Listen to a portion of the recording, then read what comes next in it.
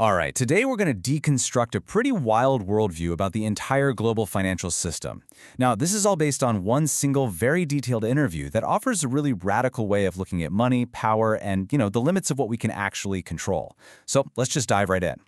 So the whole argument kicks off with a bombshell of a claim that the people running the world's economies, the leaders we see on TV, are, for the most part, financially illiterate.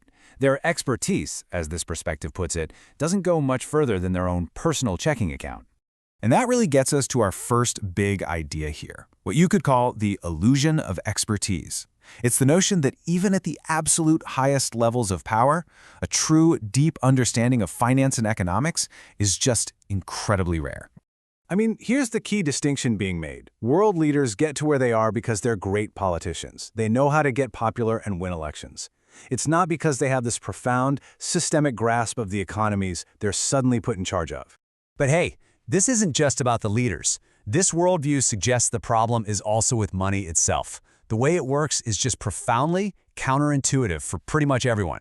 So let me ask you a question that sounds super simple. What are a bank's assets? You'd probably think it's the cash it has in its vaults, right? But the reality is something else entirely. And here's the kicker. A bank's assets are its loans. It's the money that other people owe to the bank. So when a bank's assets double, it doesn't mean it has more cash. It means more people are in debt to it. That's completely backward from how you and I think about our own money. Now, this all plugs into the very heart of the modern banking system, a concept called fractional reserve banking. And it's a mechanism that, according to our source, is something that a lot of people, including leaders, just find impossible to wrap their heads around. So, how does this magic trick work? Well, let's say you deposit $1 in the bank. The bank only has to keep a tiny piece of that, maybe 10 cents. It can then loan out the other 90 cents. That 90 cents gets deposited somewhere else, and that bank keeps 9 cents and loans out 81, and on it goes. Your $1 literally gets multiplied across the economy, creating way more loan money than actual physical cash exists. Okay, so let's zoom out from just money for a second and look at the whole economic system. This brings us to a really powerful central analogy that shapes this entire worldview. The economy isn't a machine, it's a living body. Think about it like this. Your car is a machine. If a part breaks, you find it, you replace it, and it works again. It's predictable. But a living body? It's this insanely complex web of interconnected systems. You can't just fix it. You diagnose it, you treat it, and you hope it heals itself.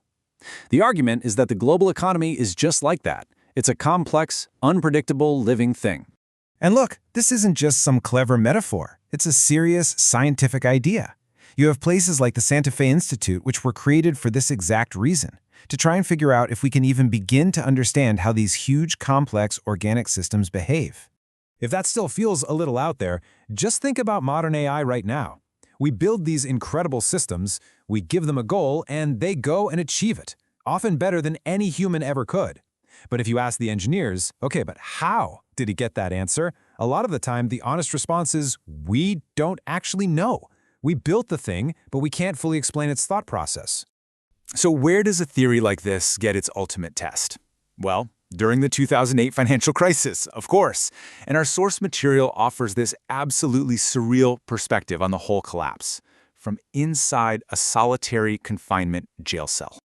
Okay, so picture this. It's September 2008. The entire global financial system is teetering on the brink of total meltdown. And the person behind this worldview, according to the interview, is watching it all happen from a 6-by-9-foot jail cell, completely cut off from everything. The way the story is told, the first news of the crash didn't come from a newspaper or TV. It came from a panicked jail guard who was worried about his own pension fund. That one moment really shows you how the fear was everywhere, hitting every single level of society. So from this tiny cell, with no news, no books, nothing, he supposedly makes 2 collect calls. One is to the head of Bear Stearns, a bank that's collapsing. The other is to a contact at JP Morgan, the bank trying to buy it. I mean, talk about a direct line into the heart of the storm, all from total isolation.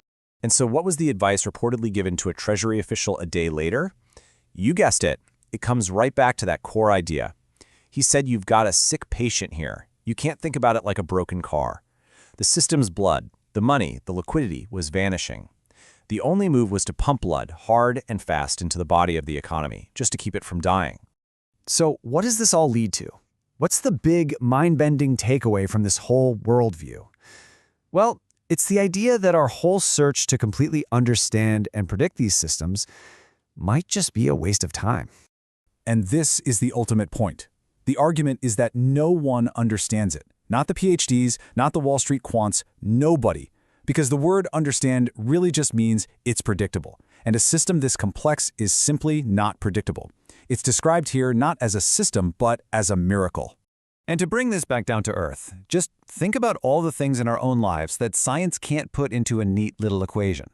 Romance, that gut feeling you get, intuition, that creepy feeling you get when you walk into a room, the actual difference between a living thing and a dead one, why a piece of music can make you cry. There's no math for that stuff. So the final word from this perspective is that trying to force mathematical certainty onto these parts of our world that are, for now, unexplainable, it's just impossible. They're not problems waiting for a solution. They're just miracles. And that leaves us with this huge question to chew on. What if the most important systems we rely on, from the global economy all the way up to life itself, aren't just really, really complicated, but are fundamentally, and maybe even permanently, beyond our ability to ever fully explain?